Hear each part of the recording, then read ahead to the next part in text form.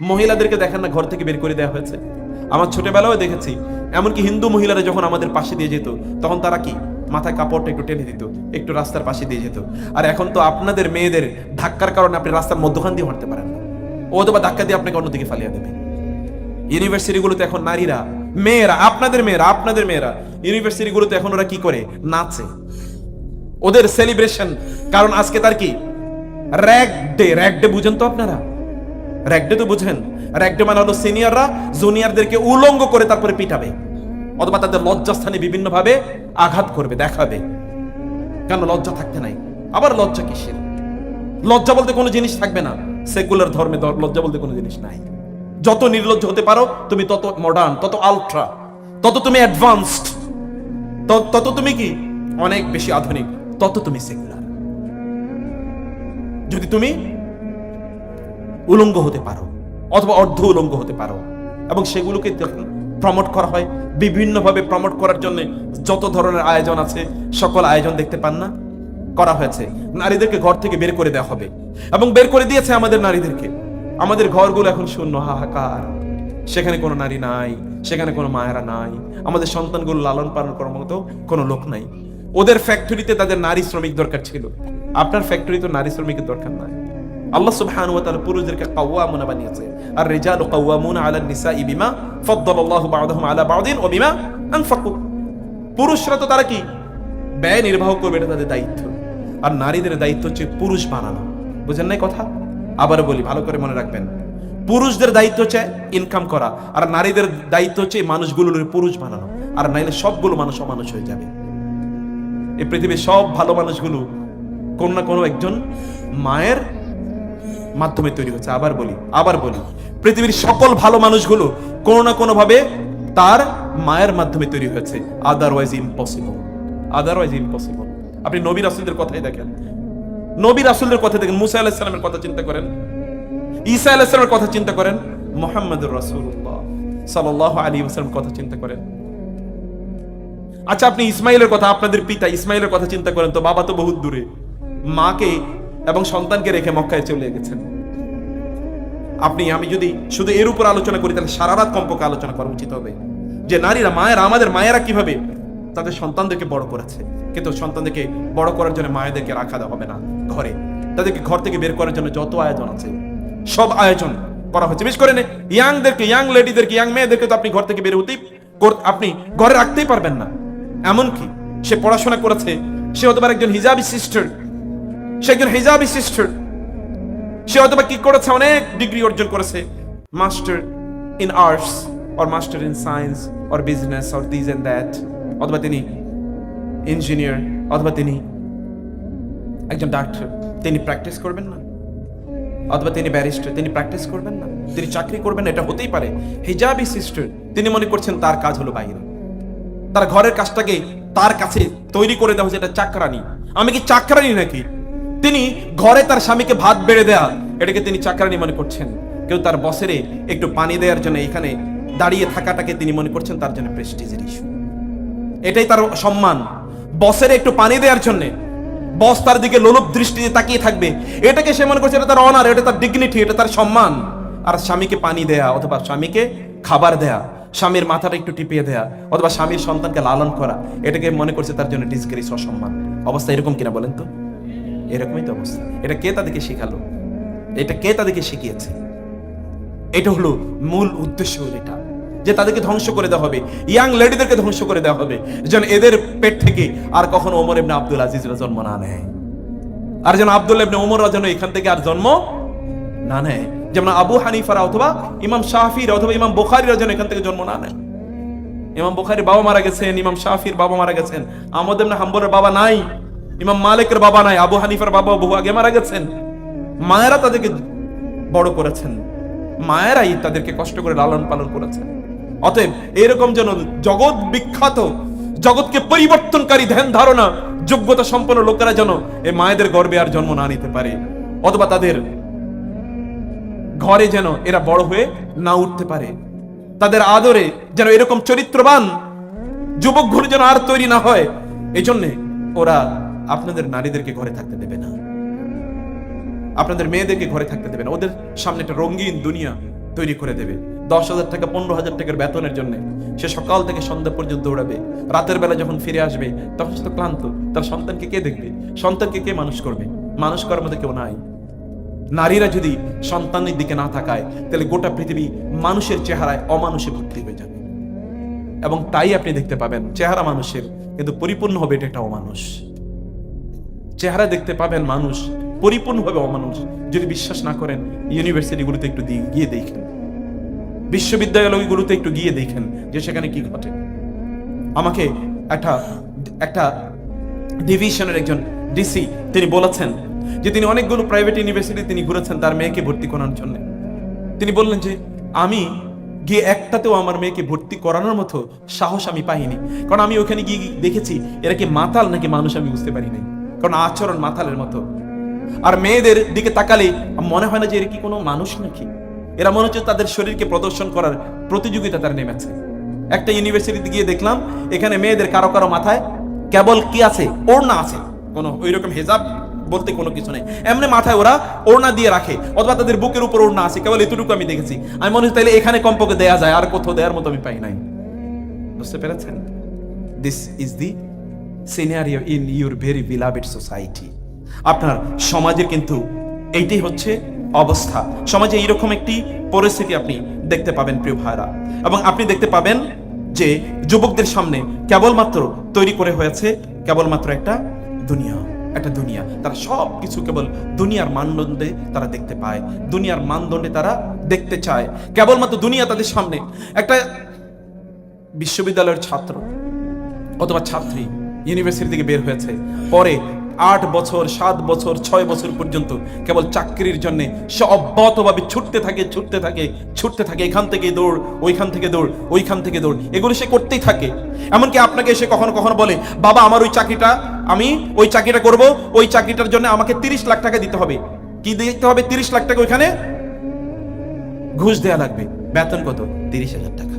এই ছেলেটিকে যদি আপনি বলেন তুমি একটা ব্যবসা করো, কি আমি ব্যবসা করার জন্য আমি এত পড়াশোনা করেছি, এটা ব্যবসা, তুমি একটা কথা বলে এটা একটা স্ট্যাটাসের ইস্যু। তার কাছে স্ট্যাটাসের ইস্যু হলো 2 নম্বরে চাকরি করা। এইটা হলো তার কাছে স্ট্যাটাসের ইস্যু। এর জন্য সে ঘুরে ঘুরে বেড়াবে, এর মাধ্যমে সে কেবলমাত্র দৌড়াতে থাকবে। তার সামনে রঙিন একটা দুনিয়ার স্বপ্ন দেখেছে কেউ, সে মনে করছে তার স্বপ্ন, তার সফলতা কেবলমাত্র একটা ভালো চাকরি পাওয়ার মধ্যে, এবং তথাকথিত শরীর সর্বস্ব একটি নারীকে বিয়ে করা, যেই নারীর শরীরটা হচ্ছে একটা দৈত্য অথবা একটা ওই যে ডাইনি এর মতো তার শরীরটাকে সে ডেভেলপ করেছে। এর বাইরে কিচ্ছু নাই, এখানে কোনো হার্ট নাই, এখানে কোনো রোহ নাই, এখানে কোনো আত্মার বসবাস নাই, কেবল ডাইনির মতো একটা ডেমনিক চেহারা সে ডেভেলপ করেছে। এটাই কেবলমাত্র, অথবা তারও চিন্তা চেতনা জুড়ে কেবলমাত্র এগুলো ছাড়ার কোনো কিছুই না। এর পেছনে পেছনে এই স্বপ্নে প্রত্যেকটি যুবক অথবা যুবতী অব্যাহতভাবে চলছে প্রিয় ভাইরা। সেজন্য আমি তাদের চতুর্থ যে প্রবলেমটি আমি সে দেখতে পাই, তাহলে যে তাদের সামনে কেবলমাত্র দুনিয়াকে, তাদের মাঝে সামনে কেবলমাত্র দুনিয়াকে দেখিয়ে দেয়া হয়েছে। দুনিয়া ছাড়া আর তার সামনে কোনো কিছুই নাই। এই দুনিয়া নিয়ে সে একেবারেই চলবে। এবং তাদের পঞ্চম যে প্রবলেমটি, সে প্রবলেম হলো তাদের কোনো আখলাক নাই, তাদের কোনো চরিত্র ডেভেলপ করে না, চরিত্র আলোচনা কেউ করে না। আপনি কোনো ইউনিভার্সিটিতে, এগেইন আমি চ্যালেঞ্জ করলাম, because I teach in the university for the last 25 years. I have never seen my colleagues to teach the people, the young men, women about character. চরিত্র সম্পর্কে কেউ আলোচনা করে না, চরিত্র কথা কেউ বলে না, বরং কিভাবে চরিত্রহীন হতে হয় তা বিশ্ববিদ্যালয়ে শেখানো হয়। কিভাবে শেখানো হয় জানেন? এই তোমরা আলাদা আলাদা বসছো কেন? তুমি কি পুরুষ না? একসাথে বসো। এই ছেলেরা মেয়েরা একসাথে বসো, বান্ধবী তৈরি করবা, বয়ফ্রেন্ড তৈরি করবা, গার্লফ্রেন্ড তৈরি করবা, তাহলে তোমাদের মনটা ভালো থাকবে।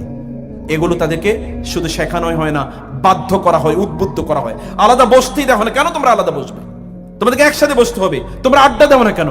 রাতের অন্ধকারে সেখানে হয়তো বা কনসার্টের আয়োজন করা হবে বিশ্ববিদ্যালয়ের আঙ্গিনায় অথবা কলেজগুলোর আঙ্গিনায়, সেখানে ছেলে এবং মেয়েরা নৃত্য করবে। কিছুদিন আগে আপনারা দেখেননি সেখানে ফুটবল খেলা যখন হয়েছে, বিশাল বড় বাংলাদেশের প্রাচ্যের অক্সফোর্ডে, আপনাকে দেখেন না, বিশাল বড় মাঠে, বিশাল বড় স্ক্রিন জুড়ে সারা রাত জুড়ে খেলা দেখেছে ছেলেরা এবং মেয়েরা একসাথে, এবং তার উদ্যম নৃত্য তারা করেছে সেখানে। আর কি না হয়েছে কে জানে? আল্লাহ সুবহানাহু ওয়া তাআলাই ভালো জানেন কি হয়েছে।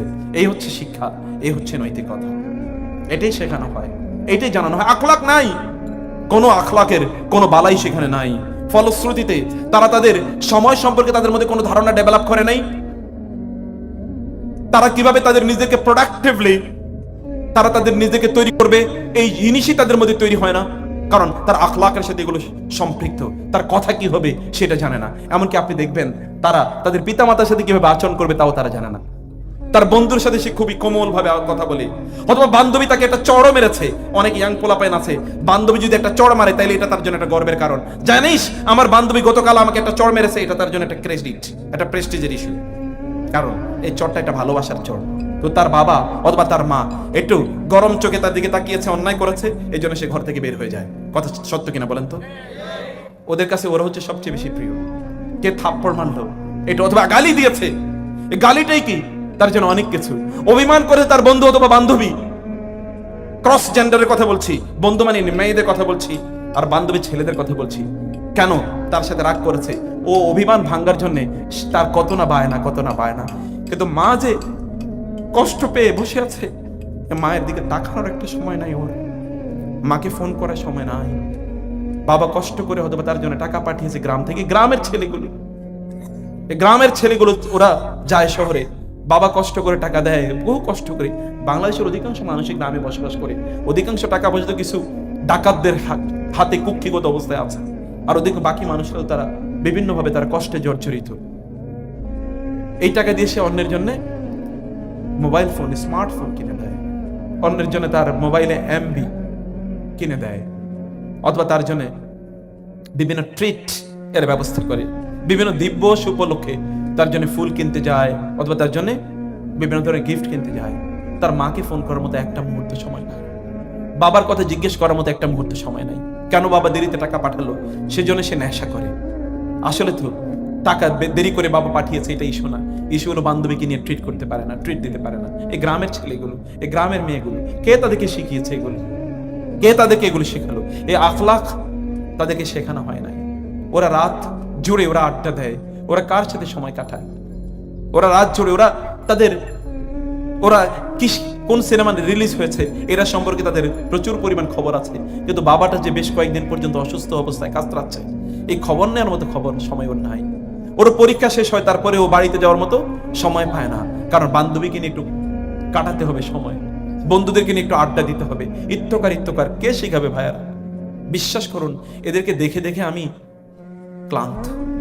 আবার এই যে এখানকার যারা আছে এই যুবকদেরকে দেখে দেখে কিন্তু আমি আবার অনেক আশান্বিত যে ইনশাল্লাহ কোন একটা সময় আবার সমগ্র পৃথিবী ইসলামের ছায়াতলে আবার আসবে ইনশাল্লাহ।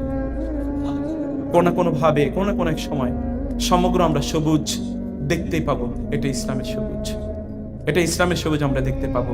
মদিনায় যেমনি ভাবে রাসূলুল্লাহ সাল্লাল্লাহু আলাইহি ওয়াসাল্লাম মসজিদের উপরে একটা সবুজ গম্বুজ আছে না, দেখেছেন কিনা সবুজ গম্বুজটা আপনারা?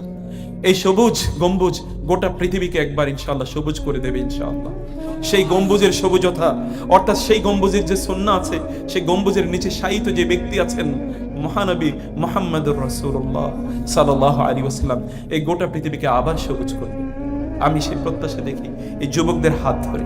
প্রভার আমি এই জন্য বলছি যে তাদের মধ্যে আখলাক ডেভেলপ করে নাই, ফলে তারা জানে না তাদের সময়গুলো কিভাবে কাটাবে, তারা জানে না, ফলে জানে না তারা কিভাবে কার সাথে কথা বলবে, ফলে তারা জানে না কিভাবে অন্যকে শ্রদ্ধা করবে।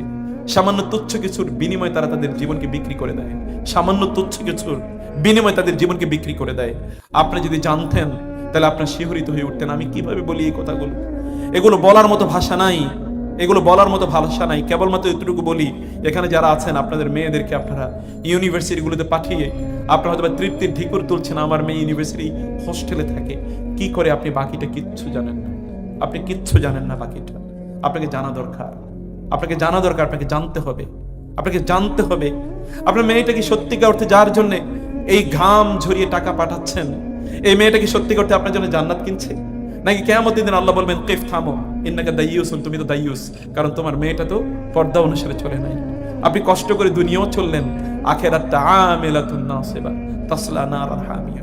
ওমর রাদিয়াল্লাহু তাআলা আনহু একটা মন্দিরের পাশে দিয়ে, তিনি একটা গির্জার পাশে দিয়ে যাচ্ছিলেন, দেখলেন খ্রিস্টান পাদ্রীরা তারা প্রচন্ড কষ্ট করছে ইবাদত করার জন্য, মানুষকে দিন শেখানোর চেষ্টা করছে খুবই কষ্ট করে।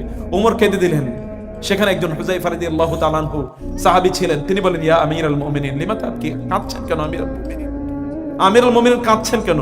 ওমর বলেন, আহারে এদের কষ্ট দেখে আমার কোরআনের আয়াতটি মনে পড়ে গেল, যেখানে আল্লাহ তাআলা বললেন, আমিলাতুন নাসিবা তাসলা নারান হামিয়া। একদল লোক তারা দুনিয়ায় কষ্ট করবে, মনে হচ্ছে যেন তারা ভালো কাজ করবে, তারা ক্লান্ত এবং তাদের গোটা শরীর থেকে কেবল ঘাম ঝরে পড়বে। কিন্তু কিয়ামতের দিনে এই লোকগুলো এত তথাকথিত ভালো কাজ করার পরেও কিয়ামতের দিন এগুলো আসলে জাহান্নামের আগুনে জ্বলবে। এই লোকগুলো তো আসলে এরকম, কারণ এরা যেই দিকে মানুষকে ডাকছে, এরা তো সত্য ধর্ম নয়, এরা তো বিকৃত ধর্ম। গায়রিল মাগদুবি আলাইহিম ওয়ালাদ-দাল্লিন, এরা তো দাল্লিনের অন্তর্ভুক্ত।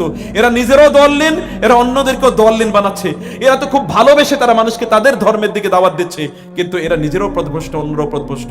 যারা দাওয়াত দিচ্ছে তারাও জাহান্নামী, যাদেরকে দাওয়াত দেওয়া হচ্ছে তারাও যদি তাদের ডাকে সাড়া দেয় তারাও জাহান্নামী। এদের কথা মনে পড়ে আমার কোরআনের ওই আয়াতটি মনে পড়ে গেল।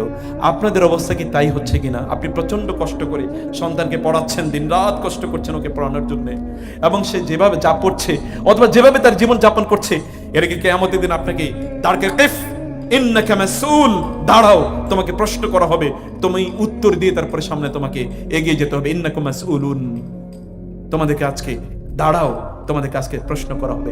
আপনি কি ওইরকম একটা জায়গায় আছেন? সেভাবে কি আপনি এগিয়ে আছেন? অনেকে হয়তো মেয়েদেরকে বিশ্বের বিভিন্ন দেশে পাঠাচ্ছেন পড়াশোনা করার জন্য, অনেক পড়াশোনা করে সেখান থেকে আসবে, বিশ্বের বিভিন্ন দেশে পাঠাচ্ছেন। এর মধ্যে মেয়েটি কোনো একটা নাস্তিক অথবা কোনো একটা খ্রিস্টান অথবা ইয়াহুদি কাউকে বিয়ে করেছে অথবা হিন্দুকে বিয়ে করেছে, জীবন যাপন করেছে। এখন আপনি বলেন, আর কি করব, পাঠালাম ওইখানে, আমার তো আর কিছু করার নেই, আমার তো আর কথা শুনে না। এখন আপনি বলেন, আমার তো কথা শুনে না, কথা কিভাবে শুনবে? ছোটবেলায় তো আপনি তাকে আল্লাহর কথা বলেন নাই, এই জন্য আল্লাহ সুবহানাহু ওয়া তাআলা ওকে আপনার থেকে আল্লাহ সুবহানাহু ওয়া তাআলা ছিনিয়ে নিয়েছেন। এখন শয়তান ওকে আপনার কাছ থেকে ছিনিয়ে নিয়ে গিয়েছে। আল্লাহ সুবহানাহু ওয়া তাআলা আপনার বাধ্য রাখেন নাই, কারণ ছোটবেলায় আপনি তো তাকে আল্লাহর বাধ্য করেন নাই, আল্লাহর কথা তো আপনি বলেন নাই। একটা রঙিন দুনিয়ার স্বপ্ন আপনি দেখিয়েছেন প্রত্যেকটি মুহূর্তে, এবং রঙিন দুনিয়ার কথা আপনি বলেছেন, এর বাইরে আপনি কিচ্ছু বলেন নাই, একটা শব্দ আপনি উচ্চারণ করেন নাই। আপনার সন্তান পথভ্রষ্ট হবে না, কে পথভ্রষ্ট হবে? আপনার সন্তান যদি পথভ্রষ্ট হয়ে যায়, তাইলে দায় পুরোটাই আপনার, পুরোটাই। ইন্নাল্লাহা সাইলুন কুল্লা রাইন আম্মা ইস্তারদাউ আহাফিজা আম দাইয়া। আল্লাহ তাআলা প্রত্যেককে জিজ্ঞেস করবেন তার অধীনস্থদের ব্যাপারে, অধীনস্থদের প্রতি দায়িত্ব ঠিকমতো পালন করেছে নাকি তা পালন করে নাই। আপনাকেও তার জন্য প্রিয় ভাইরা অবশ্যই জবাবদিহি করতে হবে। সেজন্য আমি এখন আপনাদেরকে কয়েকটি প্রেসক্রিপশনের কথা বলি। এক নম্বর বিষয় হচ্ছে প্রিয় ভাইরা, যেই কাজগুলো আপনারা করবেন, এক নম্বর হচ্ছে আমাদের যুবকদেরকে যদি আমরা ইসলামের প্রতি যদি আমরা নিয়ে আসতে চাই, তাহলে আমাদেরকে অবশ্যই ভাবতে হবে। এখনো সবকিছু শেষ হয়ে যায় নাই, মনে রাখবেন, এখনো সবকিছু শেষ হয়ে যায় নাই। এখন অনেক ইয়াং ম্যান আছে যাদেরকে দেখে রাতের অন্ধকারে আমি কাঁদি, বিশ্বাস করুন, আই লাভ দেম, আমি কাঁদি তাদেরকে দেখে মাঝে মাঝে। ওরা যে স্বপ্ন দেখে ওরা দৌড়ে আসে ইউনিভার্সিটির অথবা চত্বরে এসে আমাকে বলে, স্যার আমাদেরকে নিয়ে একটু ইসলামিক একটু কিছু করেন না, আমাদেরকে একটু কিছু বলেন না, আমরা একটু দিন শিখতে চাই, আমরা একটু দিনের মধ্যে আসতে চাই, আমাদের এই পরিবেশ ভালো লাগে না, আমাদেরকে একটু বলেন আমরা কি করব। ওদের যখন চোখ থেকে টপ টপ করে পানি পড়তে দেখি, তখন আমার হৃদয়ে রক্তক্ষরণ হয়। আবার অন্যদিকে আমার প্রত্যাশাও জাগে যে এরা যেহেতু আছে, ইনশাআল্লাহ আল্লাহ সুবহানাহু ওয়া তাআলা এদের হাত ধরেই আবারও ইনশাআল্লাহ এই গোটা পৃথিবীতে ইসলামের মাধ্যমে সবুজায়ন ঘটাবেন ইনশাআল্লাহ। আমি সেই আশা আছে, সেই বিশ্বাস আছে। Things are not yet over, এখনো সবকিছু শেষ হয়ে যায় না প্রিয় ভাইরা। সেজন্য আমাদের যা করতে হবে, আমাদের সন্তানদেরকে, ইয়াং জেনারেশনদেরকে যদি আপনি ফিরিয়ে নিয়ে আসতে চান, if you want to bring them back to Islam, যদি তাদেরকে ইসলামের দিকে আবার ফিরিয়ে নিয়ে আসতে চান, এক নম্বরে যে কাজটি আপনাকে করতে হবে তাদেরকে জ্ঞান দেন। প্লিজ তাদেরকে জ্ঞান প্রদান করুন। আপনার রব যে বলেছেন, ইকরা বিসমি রাব্বিকাল্লাযী খালাক খালাকাল ইনসানা মিন আলাক, আপনার রাসূল যে বলেছেন তালাবুল ইলমি ফারিদাতুন আলা কুল্লি মুসলিমিন, এতটুকুই কি যথেষ্ট না?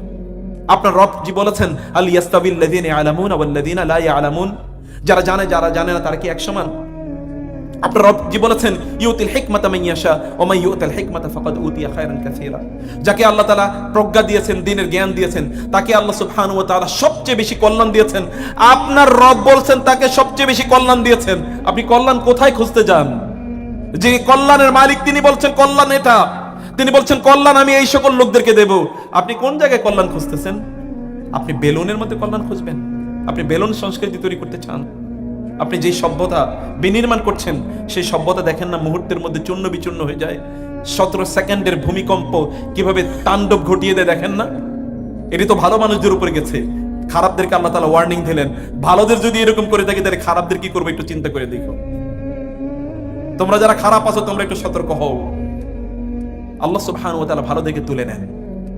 আল্লাহ সুবহানাহু ওয়া তাআলা যখন অন্যদেরকে রেখে যান তখন আপনার আতঙ্কিত হওয়া দরকার। আমি কি তাহলে খারাপদের অন্তর্ভুক্ত নাকি? আমি যে রয়ে গেলাম, ঘটনা কি? আমার তো আরো আগে, সবার আগে যাওয়ার দরকার ছিল, কিন্তু আমি কিভাবে রয়ে গেলাম? আপনি খুব ভালো কাজ করেছেন, এই জন্য রয়ে গিয়েছেন, এটা ভাবার কোনো কারণ নাই। আল্লাহ হয়তো আপনাকে একটা অপরচুনিটি দিয়েছেন, একটা সুযোগ দিয়েছেন। প্রিয় ভাইরা, আল্লাহ সুবহানাহু ওয়া তাআলা মূসাকে নির্দেশ প্রদান করলেন খিজিরের কাছে গিয়ে জ্ঞান অর্জন করতে। এতটুকু কি যথেষ্ট না আপনার জন্য জ্ঞান অর্জনের জন্য? নবী, being the prophet of the nation and the most knowledgeable and the wisest of his time, he was ordered by Allah to go to Khidr alayhi salam to earn knowledge. তুমি যাও, খিজিরের কাছে যাও। ফাওয়াজাদা আবদাম মিন ইবাদিনা আতাইনাহু রাহমাতাম মিন ইনদিনা ওয়া আল্লামনাহু মিন লাদুন্না ইলমা। সেখানে গিয়ে আমার এমন একজন বান্দা পেল যাকে আমি রহমত প্রদান করেছি। তার মানে হচ্ছে নলেজ ইজ রহমত, নলেজ হচ্ছে মার্সি অফ আল্লাহ। আল্লাহর রহমত হলো জ্ঞান। আল্লাহর রহমত মানে হলো আল্লাহ তার সম্পর্কে, আল্লাহ সম্পর্ক সম্পৃক্ত জ্ঞান, আল্লাহ সুবহানাহু সম্পৃক্ত, আল্লাহ সংক্রান্ত জ্ঞান। এটা আল্লাহ সুবহানাহু ওয়া তাআলা বলেছেন। এতটুকু কি যথেষ্ট না? যারা জ্ঞানী, যারা আল্লাহ, যারা দ্বীনের জ্ঞান অর্জন করেছে, এই সকল ব্যক্তিরা হচ্ছে নবীদের উত্তরসূরি। এতটুকু কি যথেষ্ট না সম্মান হিসাবে? আল উলামাউ ওয়ারাসাতুল আম্বিয়া, আলেমরা নবীদের উত্তরসূরি। এতটুকু কি যথেষ্ট? আর কি লাগে? আলেমরা তো নবীদের উত্তরসূরি। নবীরা তো আল্লাহর সবচেয়ে শ্রেষ্ঠতম সৃষ্টি, আল্লাহ সবচেয়ে মর্যাদাবান সৃষ্টি। সেই নবীদের উত্তরসূরি আলেমরা অথবা যারা দ্বীনের জ্ঞান অর্জন করেছে। এতটুকুই যথেষ্ট না? আপনারা কি জানেন না যারা মারা যাওয়ার পরেও মারা যায় না এমন কিছু লোক আছে তন্মধ্যে যারা দ্বীনের জ্ঞান অর্জন করেছে? তারা মারা গেলেও তারা মারা যায় না। আপনি কি জানেন না মানুষ মারা গেলে তো সব বন্ধ হয়ে যায়, কিন্তু যারা দ্বীনের জ্ঞান অর্জন করেছে, দ্বীনের জ্ঞান বিতরণ করেছে, তারা মারা গেলে তো সব বন্ধ হয়ে যায় না। As if they are alive, যেন তারা জীবিত, যেন তারা কি এখনো জীবিত থেকে তারা ভালো কাজ করছে, তারা যেন সওয়াব অর্জন করছে, তারা যেন সওয়াব অর্জন করছে। আপনাদের পূর্বপুরুষের দিকে তাকান তো। এই পৃথিবীতে কত সায়েন্টিস্ট এসেছে, কয়জন সায়েন্টিস্টের নাম আপনি জানেন? আপনি কয়জন সায়েন্টিস্টের নাম জানেন? কিন্তু ইমাম আবু হানিফার নাম জানে না, ইমাম বুখারীর নাম জানে না, ইমাম মুসলিমের নাম জানে না। এমন লোক আছে বাংলাদেশে, কোটি কোটি লোক এই লোকগুলোর নাম জানে এবং তাদের জন্য দোয়া করে। কিন্তু আপনি কয়জন সায়েন্টিস্টের নাম জানেন? এমনকি বাংলাদেশের এই সবচেয়ে বড় বড় বুদ্ধিজীবী, তথাকথিত মুরগি বুদ্ধিজীবী যেগুলো আছে, এই মুরগি বুদ্ধিজীবীদের নাম মারা যাওয়ার পরেই দেখেন না তাদের নাম কেউ স্মরণ করে কিনা। এমনকি তাদের যারা ফলোয়ার, তাদেরকে যারা প্রমোট করেছে, তাদের মাধ্যমে যারা বেনিফিট অর্জন করেছে, এরাও তাদেরকে আস্থা বলে ছুঁড়ে ফেলে দেবে। কিন্তু আলেমদের কথা চিন্তা করে দেখেন, হয়তোবা কারো সামনে আপনি কাঁদতে পারেন না, কিন্তু কারো অন্তরালে, আড়ালে, আবঢালে ওই আলেমের জন্য আপনার হয়তো দীর্ঘশ্বাস পড়ে, আপনার হয়তো চোখের পানি পড়ে। আমাকে কত কত কত কত হাজার হাজার লোক যে বলেছে কোন আলেম বিপদে পড়লে যে বাইতুল্লাহতে আমরা সেজদার মধ্যে ওই আলেমের জন্য দোয়া করেছি। আল্লাহর কসম, আল্লাহর কসম, আল্লাহর কসম, পৃথিবীতে আর কারোর জন্য এটা প্রযোজ্য না। এটা কেবল আলেম ওলামায়ে কেরামের জন্য প্রযোজ্য। এটা কেবল দ্বীনের জ্ঞান যারা অর্জন করে তার জন্য প্রযোজ্য। আমি আলেম বলতে আপনি কেবলমাত্র যাদেরকে ইমাজিন করছেন আমি তাদের কথা বলছি না, যারা দ্বীনের জ্ঞান অর্জন করে তাদের জন্য আল্লাহ সুবহানাহু ওয়া তাআলা এমন একটা ইটারনাল, একটা ব্লিস আল্লাহ সুবহানাহু ওয়া তাআলা তাদেরকে প্রদান করেন। প্রিয় ভাইরা, আপনি যদি ওলামায়ে কেরামদের সাথে ভালো রিলেশন তৈরি করতে পারেন, তাইলে কেবলমাত্র আপনি মর্যাদা অর্জন করতে পারবেন। হয় দ্বীনের জ্ঞান অর্জন করুন অথবা আলেমদের সাথে আপনি ভালো রিলেশন তৈরি